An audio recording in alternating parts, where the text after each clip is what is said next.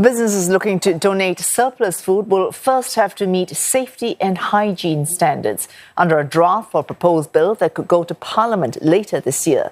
The bill would protect businesses from being sued or prosecuted if someone gets sick or dies from eating donated food, as long as conditions are met.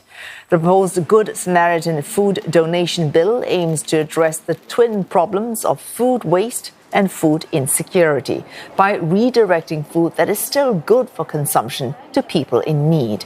Nee Soon GRC MP Louis Ng has been working with the food and beverage sector and social enterprises on the proposed law since 2020. It draws feedback from food producers, wholesalers and distributors, as well as logistics companies, supermarkets and convenience stores. We will make sure that the food safety and food hygiene standards are met in order for the liability to be waived. And so we will make sure that the food donor ensures that the food is not unsafe or unsuitable once it leaves the possession of the food donor. Mr. Ng presented details of the draft law this evening to industry players and NGOs like food banks. He says the proposed bill addresses the industry's concerns and gives legal support to companies looking to tackle the culture of waste. But one food rescue group tells CNA more clarity is needed on how safety standards will be enforced.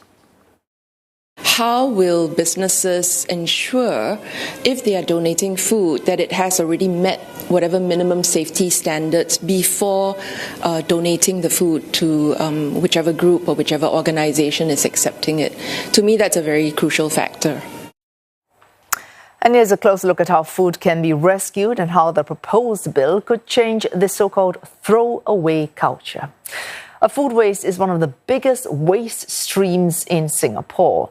The government estimates the amount of such waste has grown by around 20% over the last 10 years.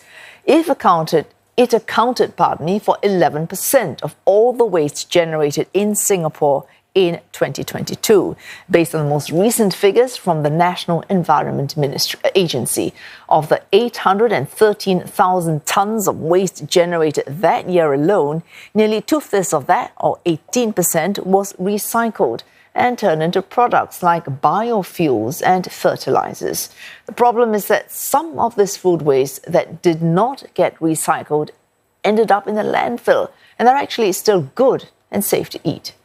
Food rescue teams want to divert more of this surplus towards donation, but some types of food do go bad more quickly than others. Food rescuers say cooked food, fruits and vegetables and pastries are harder to salvage. It's also difficult to track just how long they have been left out and exposed to contamination. Preferred options are canned proteins, dry goods like rice, and packaged foods such as cereal and crackers. All these items have a longer shelf life and are easier to store and transport. By waiving their liability in the case of any food poisoning mishaps, the Good Samaritan food donation bill would make it easier for F&B outlets to donate their surplus edible food. It also means they have to follow food safety and hygiene standards.